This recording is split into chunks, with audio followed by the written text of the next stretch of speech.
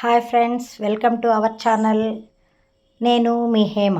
ఈరోజు మనం చల్ల మిరపకాయలు ఎలా తయారు చేయాలో నేర్చుకుందాం. ముందుగా 1 కేజీ పచ్చిమిరపకాయలు తెచ్చుకొని చక్కగా కడిగి శుభ్రంగా ఆరబెట్టుకోవాలి. ఇలా ఆరబెట్టుకున్న మిరపకాయలని ఒక పిన్నీస్ తీసుకొని పైనుండి కిందకి మొత్తం మిరపకాయలకి ఘాట్లు పెట్టుకోవాలి. ఈ మిరపకాయలని ఒక డబ్బాలోకి తీసి పెట్టుకోవాలి.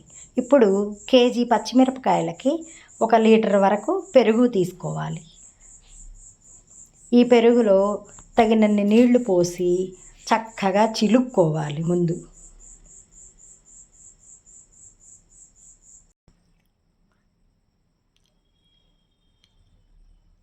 ఇలా పెరుగుని చక్కగా అన్ని వైపులా ఒకేలాగా కవ్వంతో చిలుక్కొని దాన్ని మజ్జిగ చేసి పెట్టుకోవాలి.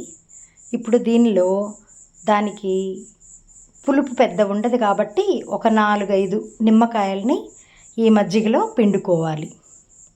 చూస్తున్నారు కదా, ఇలా మజ్జిగలో నిమ్మకాయలు పిండితే ఆ మిరపకాయలకి ఉప్పు, పులుపు, కారం అన్నీ పడతాయి.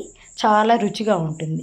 పెరుగు ప్యాకెట్ పెద్ద పులుపు ఉండదు కదండి పెరుగు, అందుకని నిమ్మకాయలను పిండుతున్నాను అనమాట. మజ్జిగ పుల్లగా ఉంటే అక్కర్లేదు.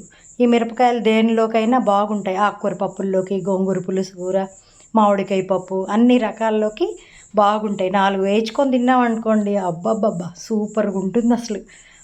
చూస్తారుగా ఎలా ఉంటాయో, చేస్తే తెలుస్తుంది మీకు కూడా. ఇలా అన్ని నిమ్మకాయలని పిండుకోవాలి. ఇప్పుడు కేజీ పచ్చిమిరపకాయలకి గిద్ద సాల్ట్ తీసుకోవాలండి. సాల్ట్ చూస్తున్నారు కదా, కొలత ప్రకారం అలా వేసుకొని చక్కగా ఉప్పు, మజ్జిగ, నిమ్మరసం అన్నీ కలిసేలాగా కవ్వంతో మళ్ళీ ఒక్కసారి చిలుక్కోవాలి. ఇప్పుడు ఒక 2 స్పూన్లు వామ్ వేస్తున్నానండి. వామ్ వేస్తే చల్లమిరపకాయలకి మంచి వాసన, రుచి అన్నీ వస్తాయి. చాలా బాగుంటుంది కూడా. ఇప్పుడు ఇలా చిలుక్కున్న మజ్జిగని మిరపకాయల మీద అలా పోసుకొని బాగా కుదిలించుకోవాలి. ఇలా చక్కగా కుదిలించుకున్న తర్వాత మళ్ళీ ఒకసారి చేత్తో మొత్తం కలిసేటట్లు కలుపుకోవాలి. వీటిని 3 రోజులు అలాగే నానబెట్టి 4వ రోజు మజ్జిగలోంచి తీసి ఇలా ఎండబెట్టుకోవాలి. ఇలా రోజు సాయంత్రం మళ్ళీ మజ్జిగలో వేయడం, మళ్ళీ మరుసటి రోజు పొద్దున ఎండబెట్టుకోవడం.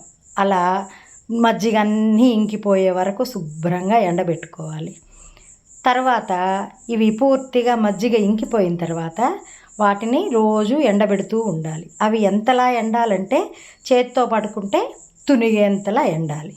అప్పుడు మిరపకాయలు మనకి రెడీ అయినట్టు అనమాట. ఈ మిరపకాయల్లో వాము, ఉప్పు, పులుపు అన్నీ కలిసి ఘాటు చాలా రుచిగా ఉంటాయి. ఇలా ఎండిన మిరపకాయలు చూడండి చక్కగా ఎండాయి. వీటిని నూనెలో వేసుకొని చక్కగా వేయించుకున్నామంటే ఎంతో రుచిగా ఉండే చల్ల మిరపకాయలు మనకి రెడీ అవుతాయి అన్నమాట.